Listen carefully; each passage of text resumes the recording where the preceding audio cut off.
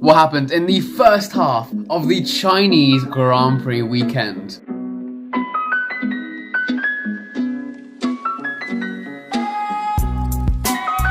Right, well, the weekend started once again with Division 4. Unreal qualifying lap by Dan Tucker, who came out in the middle of qualifying, puts it on provisional pole by, I think it was like 4/10. Unreal lap. But the Williams were not done there. Of course, they have both the previous poles in Bahrain and Qatar that we've had previously this season. They tried to go for it again, and Melvin closed it down to under a tenth, but only could stick it on P2, Dan's first pole of the season. Fantastic. Ferrari's first pole in Division 4. That's really good points for them as well. Heading into the sprint, of course, let's not forget, it is our season's first sprint race, and we've decided it to be Shanghai. What a track to be doing as well. The twisty first little complex, an enormous back straight, and of course the DRS there as well. We'll see a lot of overtakes in this track. And Dan, well, I mean, he was confident going into turn 1, wasn't he? Clipping Melvin going into turn 1, causing the Williams to spin down to the back. As well as that, which wasn't noticed as much, but I think it was Blake or Liam, one of them clipped Pistol Peter as well. So two of our front runners found themselves at the back of the sprint race before the exit of turn 1. So that was huge straight away. And then on the exit of that turn 2 kind of complex, there was a spinning Haas, and it was Alec who crashed into the wall, bringing out the full safety car. After the safety car, though, it was those top 3. It was really interesting to see them just run away. It was our championship leader, Liam, or P2 in the championship, I should say, but now our new leader, Dan Tucker, who started on pole, of course, and Matteo, who was a really exciting one, of course. It's his first race in Division 4. He was previously in Division 3, moved down, and he's really finding his feet here. Alfa Romeo fighting right at the front, and he managed to convert that to a sprint victory, getting past both Dan and Liam. That is huge points. That's an extra 8 points for Alfa Romeo, for a team that really deserves that. Going into the race, though, it didn't get much better for Dan. It really didn't. Of course, this time he was starting on the inside as opposed to the outside. And instead of spinning Melvin, or I should say spinning him, because he wasn't penalised for it, we deemed it not his fault. But instead of the collision happening on the inside, it happened to happen on the outside. Matteo was caught spinning off into the gravel, and Dan continued on. That's 2 collisions. Wasn't a great image for the start of the race, but he did carry on. Liam slipping his way through the collisions. Now, Charlie had quite a mid-qualifying. Of course, he's our championship leader, Liam's main rival. So this was Liam's opportunity to run away as Charlie started a little bit further down the pack. However, we saw a little notification at the bottom of your screen, and it was not great for Ferrari. Dan disconnected, not once, but twice he disconnected, pulling him back down to P9 in the race. While he was out, it got even worse for Ferrari as Gamer Slimy and Vlad collided heading onto the back straight, smashing the Ferrari. That's Ferrari's first DNF of the season, and he caused out a full safety car already very early in the race. It was around lap, I want to say, in 8 or 9. 8. This gave drivers an opportunity to head into the pits. Now, it really switches up the strategy here. The favoured strategy this weekend seemed to be the medium soft. We had a couple of medium hard runners, but you're pushing the tyres right to the limit. You can't pit for softs this early. So we had half the drivers pitting, half the drivers not. But it was the 2, Blake and Charlie, who came out so badly from it. They didn't pit. Charlie was on the hard, so that's kind of excusable. But Blake, horrible strategy, staying out on those medium tyres, despite instead of pitting, he dropped down the field like a stone in water. So did Charlie, but just not quite as quick. That was very, very detrimental to their race. Around lap 20 was when people started going for the second stops. We started seeing the soft tyres come out. This is where we saw Charlie and Blake pit as well. Very interesting strategy from Charlie. He opted to pit again for a 3rd time onto the mediums on the last 8 laps of the race. Potentially a problem with that Williams, potentially tyre worries with that Williams, and he opted to go back into the pits for a 2nd time. That pulled him down even further, but he did manage to make it back up to, I think it was a P7. So still solid result for Charlie, but it could have been more. Blake as well, really struggling on those mediums in the first stint, so I'm sure he felt much more relaxed on that 2nd stint. But in the end, it was Liam once again nursing those hards home because he didn't pit for the 2nd time. He decided to try and keep those hards going until the end of the race. They were on about 90%, I heard, by the end of the race, so he's done a fantastic job to not get a puncture there and made it a 2nd win of the season, taking the lead of the championship once again for McLaren. What a race, what a start to the weekend. What do you think? Yeah, I mean, it was chaos, it was carnage, it was battles, it was racing. It was great to see. Yeah, it was one of those ones where you didn't really know where to look at any point. I mean, the sprint kind of foreshadowed the actual main race, the feature race. The sprint was constant action, and the feature race did not disappoint. Even from a Ferrari perspective, of having gone so well at the start to be so far down, it was by the end it was painful. It was tough. It was hard to stomach at times, but I mean, yeah, it was from a spectator's point of view, from the neutral's point of view, it was sensational race. Yeah. Who did you think was your best performer? Who do you think was your driver of the day? Your driver winner? My driver winner was the Alec, the new guy, the new boy on the block, the Haas driver. 18th on the grid he started.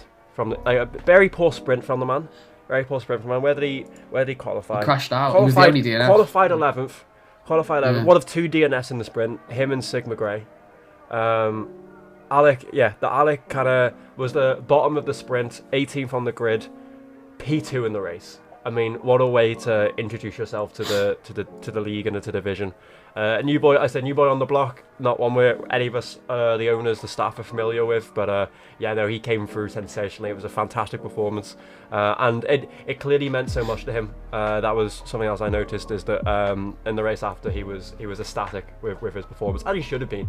It was absolutely sensational drive. Cannot disagree at all. I've gone for Alec as well. It was seeing him crash out at the on the exit at turn 3 or 4 in the sprint race. I was thinking, all right, so just another unknown driver. He's going to be sat at the back. He's going to be crashing. He's just an unfortunate one. He qualified in a more of a relevant position for me not to notice him, because I don't know him, so I didn't have my eyes on him in the first place. But he came out of literally nowhere. Fantastic, staying off the track limit penalties. And just he was one of the drivers as well I spoke about who nursed those hards home, didn't pit for a second stop. And just fantastic drive, very consistent drive. Haas will be so pleased with the P2 because he crossed the line in P3, or maybe P4 actually, and he got that P2 in penalties post-race. That must have been such a fantastic surprise for him, because that was absolutely brilliant. Haas, a team that really values these kind of podiums and has a huge batch of points. But there is someone else I want to mention, because I don't think we give them enough respect as we should be. Because every single time they're there, Pistol Peter, he is doing fantastically. So he qualified P3. Once again, a very, very solid qualifying position for one of Red Bull's highest performing drivers right now. Like I said, got spun into turn 1 by, I want to say it was Liam, but it was a completely racing incident. There were so many cars there, and he dropped down to the back. He made it back up to P7 in the sprint, so he was still earning points in that sprint race. Of course, we scored down to P10 in the sprint race. Then made it back up to P3, another podium. He's on the podium all 3 races this season. That is fantastic. Such great consistency. He managed to keep his head down. It must have been so frustrating to get spun like that and to have that unluckiness after a very, very solid qualifying and such a deserving amount of points. Yeah, completely spot on. From a driver who was pretty off the radar, I think, from a lot of team principals. I mean, obviously his contract was carried over from KRL as well. I would have been surprised if Banjo had even gone for Pistol Pete himself had it not been the contract already in place for this season. Obviously, Banjo took over the team principal of Red Bull in the first season of XRS, but he wasn't in KRL. So it was. I don't think Pistol would have necessarily been on Banjo's radar as a potential Div 4 signing. And as you said, he's been one of the Red Bull's front runners. He's been leading the pack in terms of the points, podiums left, right, and centre. Recoveries from like spins and sprints. I mean, you run out of superlatives to describe the guy's first few races in the season. He's had a banging opening. Like, he's just come out the block incredibly strong, incredibly quickly, and incredibly consistent. It's a threat. It's a danger sign to all the other drivers out there that this boy is not here to hang around. He's not going to sit back. He's not going to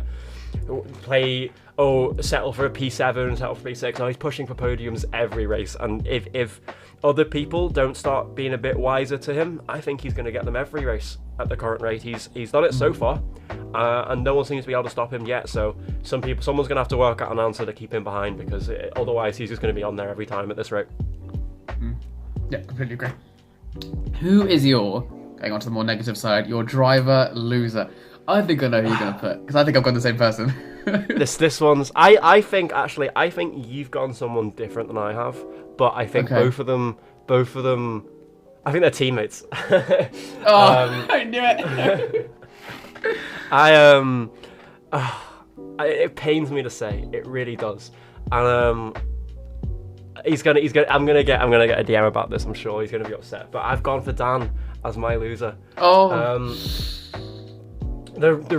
Again, as we've said in previous episodes, our loser doesn't necessarily have to be the person who was the biggest loser on track. For me, it's the big person who lost out the most. It's the person who was at the highest position and fell down, or things just went wrong the most, or everything in between. I've gone for Dan. Dan, pole position, such a strong pole. I mean, he was 6 tenths up in by the time everyone had done their first runs, and then people got closer on their second runs, but they didn't get up to the front. No one touched Dan. No one took that P1 position ever since Dan did his first run. Second in the sprint, not bad. Small frustration. He got pushed wide by Mattia in the hairpin, and then kind of responded by just cutting the final corner. Not great to see those frustrations come in a little bit. I mean, he got fortunate that 3 second on the last corner didn't cost him any positions further. But he could have easily thrown away a front row start there in the feature race just from frustration alone. And then that's where most of his fault ran out. The disconnect then that came. So he actually only disconnected one time, and then the game didn't let him to retake control of his car. So he disconnected at an unfortunate time, fell down to like 4th, 5th, 6th, rejoined the lobby, and then was unable to take control again. So had to leave. Him then, and I think with the game this year as well, I'm pretty sure if you manually leave the lobby, your AI just retires you. So me panicking about this as an engineer, I said, right, just close your whole game down, just disconnect in a different way. And him being on old gen took him 10 minutes to get back onto F1. And yeah, it just by the time he got back in, he had missed the ideal pit window. There was a safety car. We managed to put him on fresh tyres, and I said to him, right, we can't hang around here. We need to make our way through the field. There's going to be very little conservation from this point with full push mode, and I just feel like a lot of the moves that he made were a bit rushed. He went deep so many times into the hairpin. He had to bail out of a few overtakes just because he got the braking points wrong.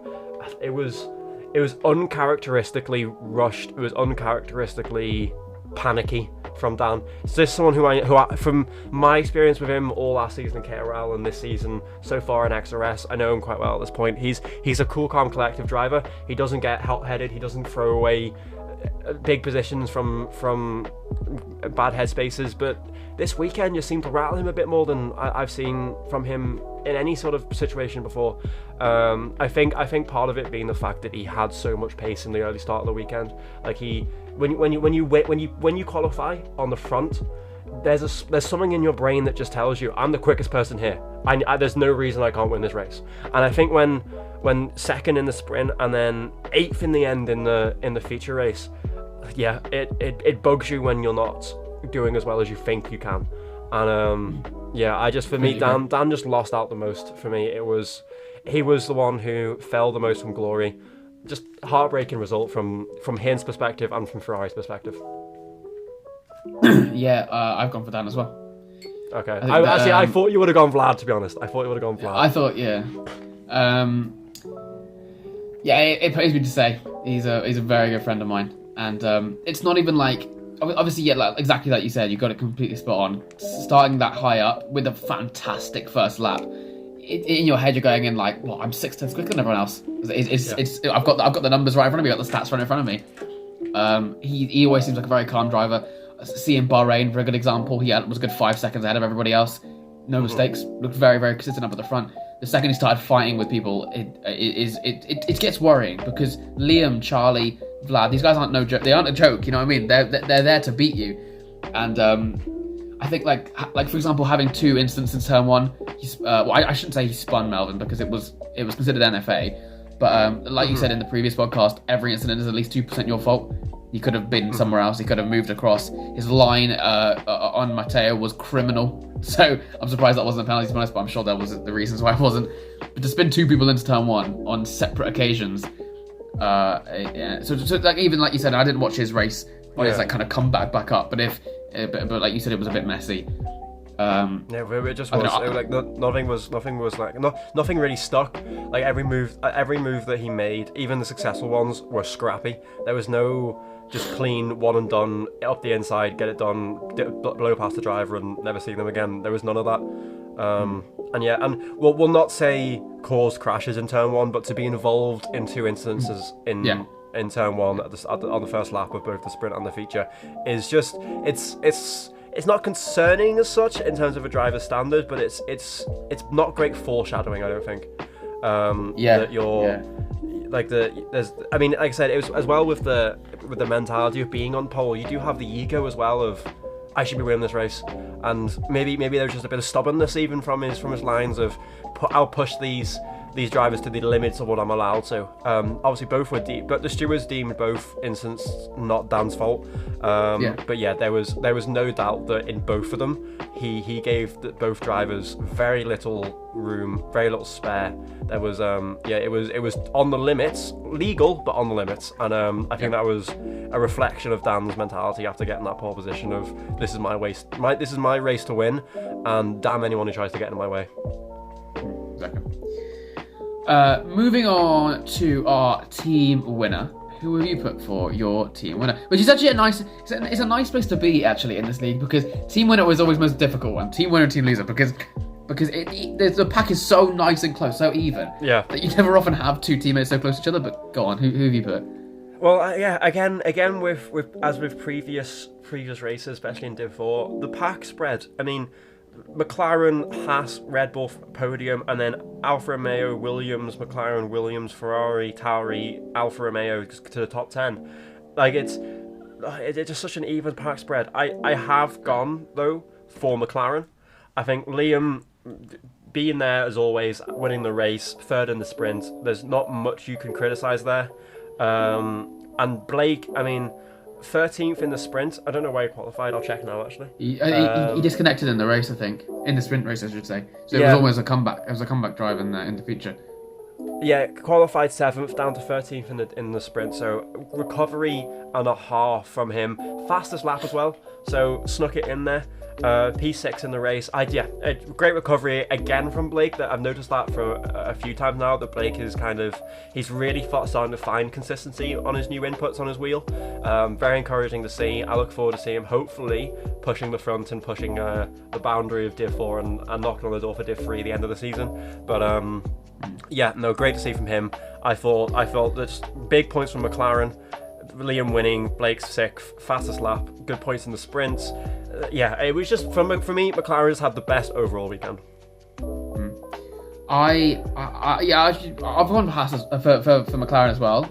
The only thing I would say, and I've got a bit of inside information for you, I can't remember who was engineering them. I want to say it was either Millard or Nick. I think it was Nick. And I've had Nick as an engineer. He's very, very good. But the big mistake that I think that McLaren made, obviously Liam had a pretty much faultless race, to be honest. What I would say about Blake, he didn't pit under that first safety car, stayed out on the mediums. Apparently, he told the engineer no. He was told to pit and he said no. So I am completely under the impression that would have been a P4. I think the fact that he was on the softs at the end, and I think he would have been so much closer to those hard runners had he gone into the pits.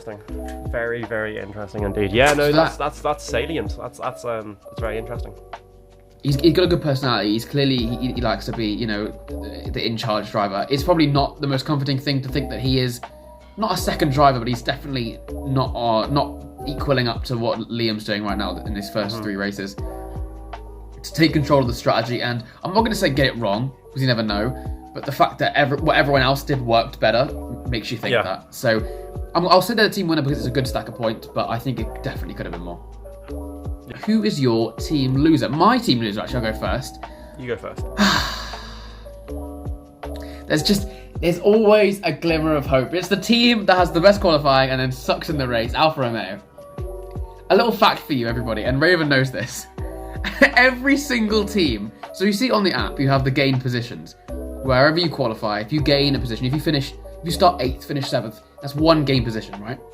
I was looking at the OCCs, that's all 8 drivers included in this statistic, to see which team is qualifying quite low, getting quite up. It seems to be AlphaTauri, Ferrari, Red Bull. They seem to be, pushing up in the races, which is good. Every single team is in a positive. Williams is 9th with a gain position of 2. Alfa Romeo is 10th with a gain position of -33. How do you get that? How are you minus 35 positions away from the position ahead of you in the first 3 races?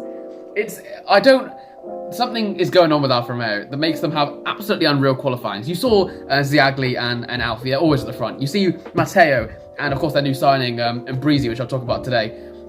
Fantastic qualifying. They just poo in the race. Something happens and they make mistakes. And I want to talk about them because Mattia, fantastic sprint. Cannot dive. He was going toe to toe with the top of the division, which is exactly what I wanted to see when we decided to move him down.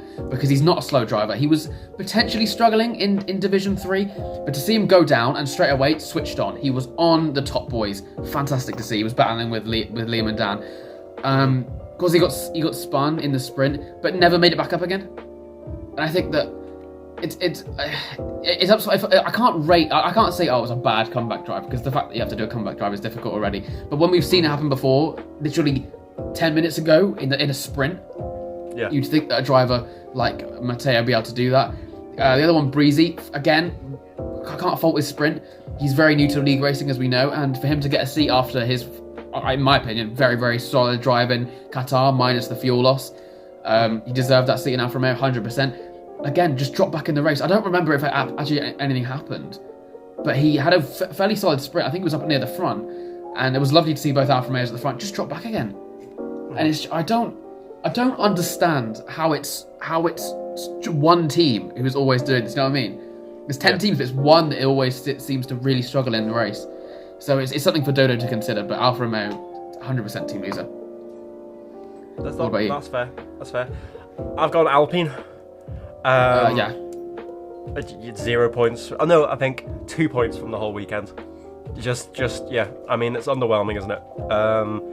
14th and 14th in the race, 16th and 17th in the race. Just like I said, overall underwhelming. You know what I mean? Disappointing. On to Div 3 now. And we'll start with qualifying, and we'll start talking about the man we've talked about a lot in qualifying so far. We'll start with yourself, Avi.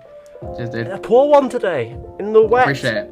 Appreciate it. Rain came out, and it was yeah. I don't think anyone expected you to be that low down in qualifying.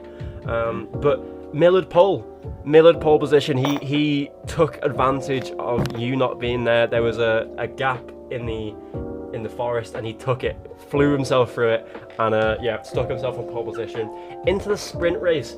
Matt, an incredible launch off the start from P2 on the grid, dived up the inside of turn 1, and then bang, Millard switchback out of nowhere, sticks it back up the inside, around the outside, into the inside again, on the outside again. It was fantastic opening racing. It was an insane start. Sprint was fairly action packed. Obviously, Mill went on to win it in the end. But yeah, the race is where I think the real talking points are. Avi, speaking of your qualifying, the sprint went a lot better. You were up to 4th, I believe, after the it was in the sprint. And, it was dry. That kind of helped out. And then your launch off the start straight up to P2 in the turn 1. What a way to announce yourself as back to the front. It's like, did you miss me, boys? I'm back here.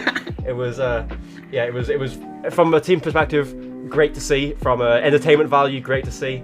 And then speaking of entertainment, Pink, Mass and Fetch, what a show those boys put on.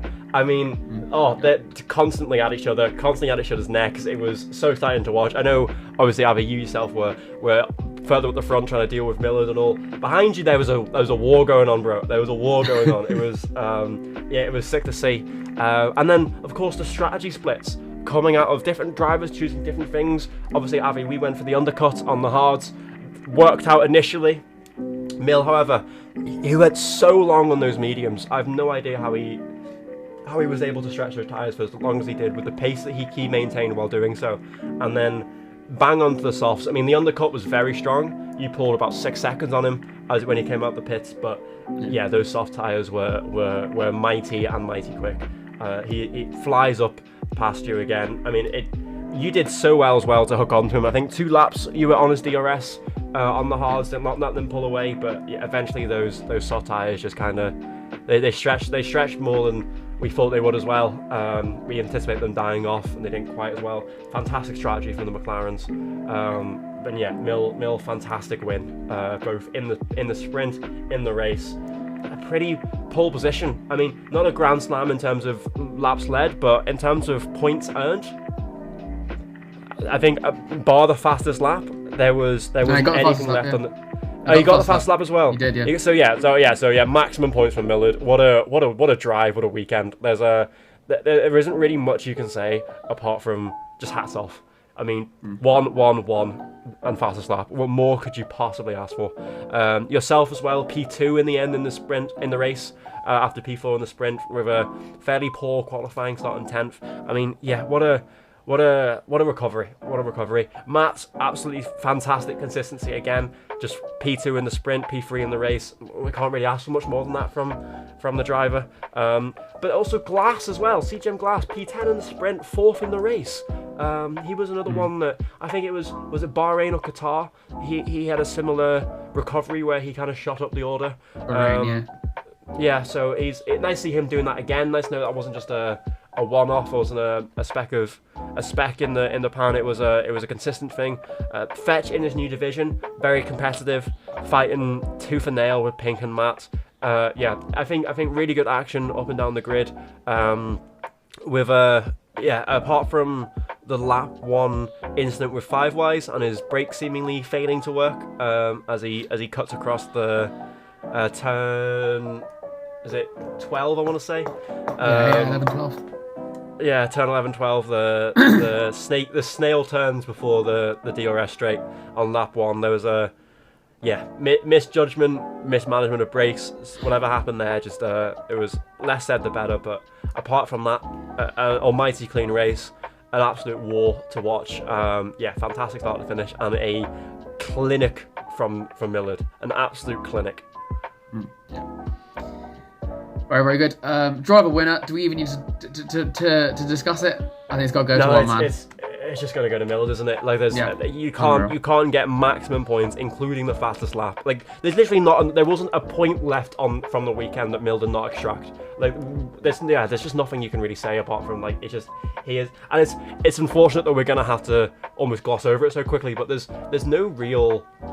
There's just nothing more to say apart from superlatives. It was just a start to finish, just a clinic job. There was nothing he did wrong, nothing he did, no mistakes.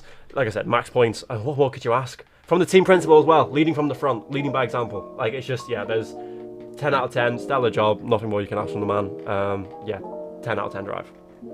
Yeah, couldn't disagree more. I think that me and Mill are going to have a really exciting title fight this season. This is the first time he's taken the lead, of course, his first win of the season, so we're now equal on wins, equal on podiums. It's very interesting to see how close it's going to be between McLaren and Ferrari. But yeah, what a drive. And I think I was so focused on my race, I didn't realise how fantastically he did as well. It was a pleasure to race him at the front and to take only one corner before he saw me in his wing mirrors. But that's where I'm going to be sitting. I'm going to be sitting right with him up at the front, and I'm excited to do that. Driver loser though, I can't lie. There's actually only one man it can go to as well. It's literally the polar opposite of Mill's drive. Five Wise. What is going on? Yeah. He's mine as well. And Keenan, I'm sorry. Like I gave McLaren team winner last weekend in Qatar because I was like, oh yeah, Mill unlucky but good drive, and Five Wise really coming out of his shell, understanding the manual gears, understanding how to brake on a controller. You know what it is. Because this is the first time I fought him this season. He out-qualified me, and I got a nice message after qualifying saying I out-qualified you from him as well. He was the final person I overtook in my comeback drive. He started in 5th, right? Was it 5th right behind me? Or was it 6th? I think he got overtaken by Fetch, I think, at the end. But we were having a battle for fourth, which was the last person I overtook on my little comeback drive. He didn't make it easy for me. He did a very solid job. I haven't, not in a long time have I raced him in a league race, in a league setting. He's got some new skills, and it's very exciting to see. But he got a drive-through off the line. It was a game glitch, and I understand it was a game glitch, and I know it was a game glitch because his car didn't go anywhere. It just got a drive-through and didn't. So it's really unlucky. But it is. But you telling me he had a controller failure, coincidentally the same time I'm sure he was very upset about getting a drive-through. He started in, I think, his best qualifying position of the season, and I imagine there was emotions going through him. He missed his braking point by years and straight-lined someone almost. It's light years. Years he missed his breaking point by. It's a very similar one that we talked about previously about Dan, about Div 4. Yeah.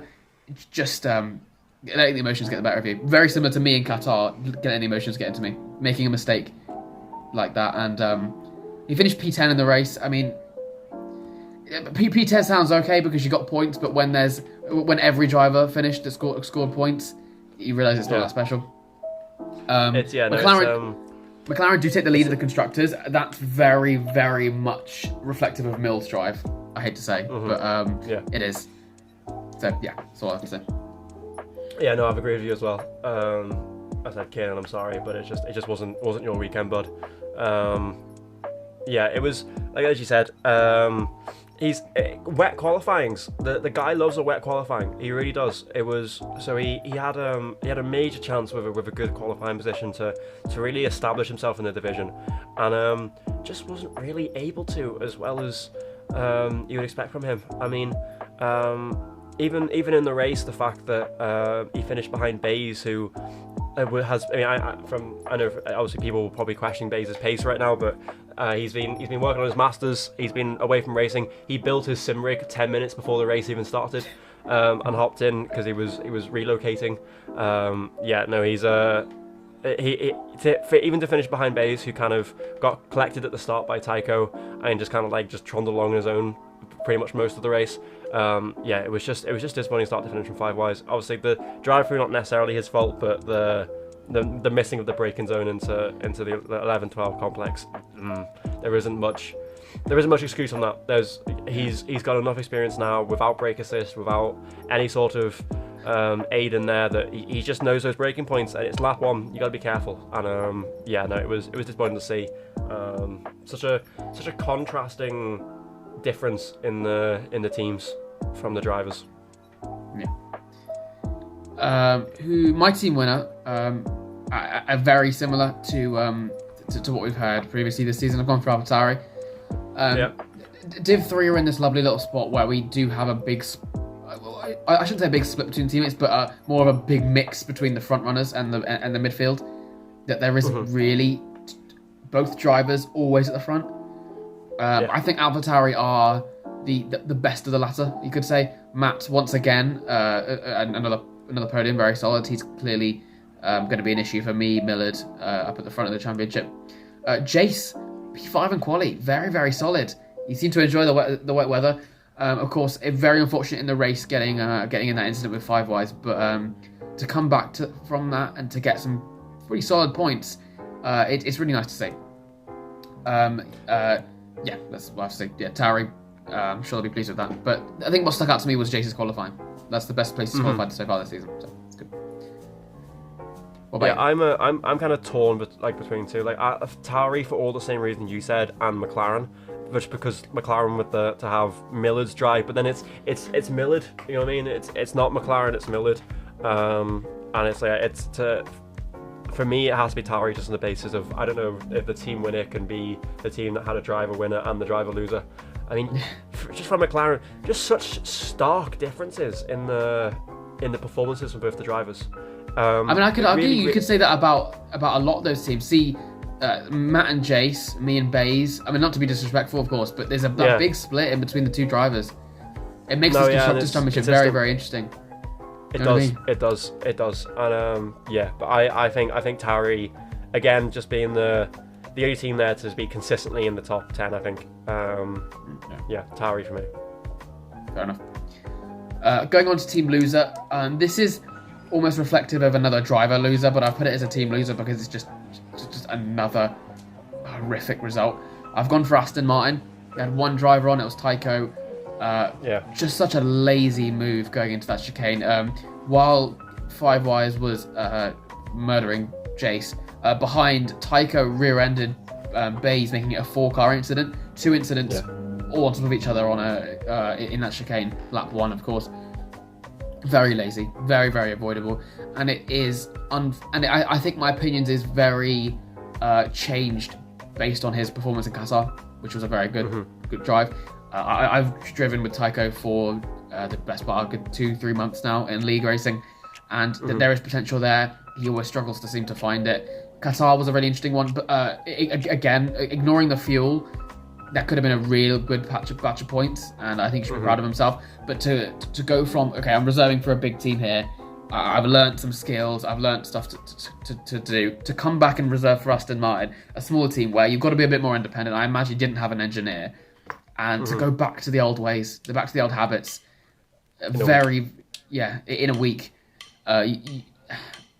It's unfortunate because it's not an excuse, it's not a surprise that the big teams are big teams. You have people like Banjo, yourself, and Mill who will just teach you things and to make you become a better driver. They'll prepare their reserves. They don't just sign some random bloke. They'll prepare their reserves for the race up ahead as best they can.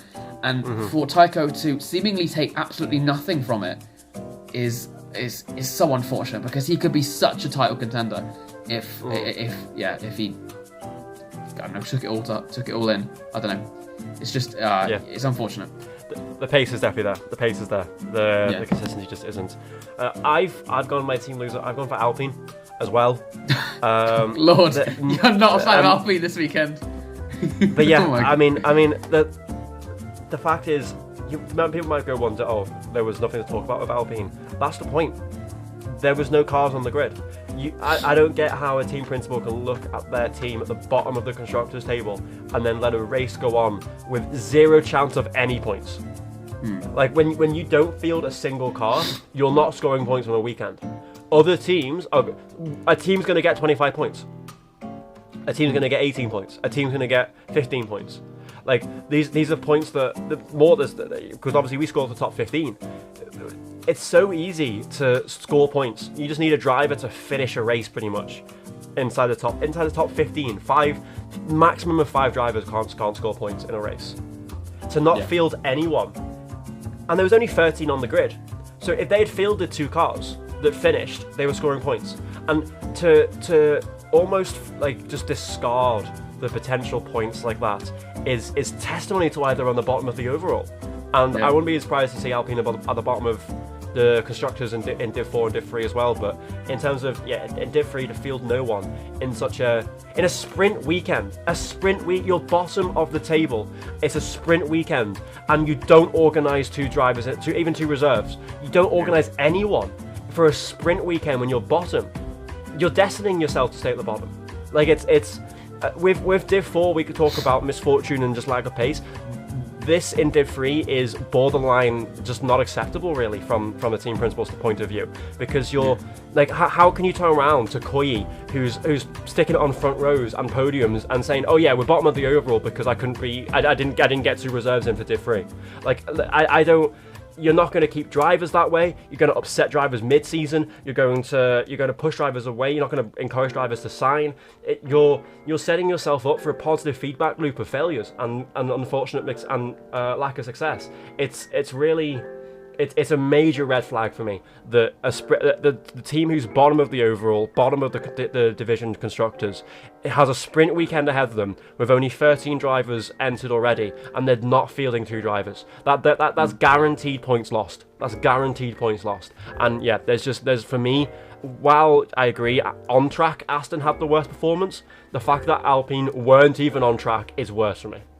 Yeah, I think. Another thing to mention on your points is that at the start of the season, Alpine, Aston and Williams, Hassan Williams, they started on exactly equal budget, maybe 1 or 2 million astray. It was so close.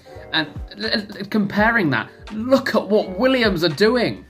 They are look what Alfa Romeo are doing. Unreally, Alfa Romeo, who had less budget, I think Alpine were ninth, but obviously 8 and 7 were very close. Aston Martin had marginally more.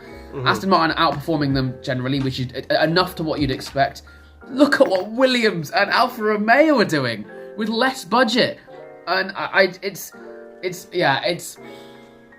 unfortunate because I feel like you can't guarantee yourself points. You can't, and you can give yourself the best chance. You can't guarantee yourself. You can guarantee yourself getting 0 points though, and it's just there's no drive. There's nothing I'm seeing in that team.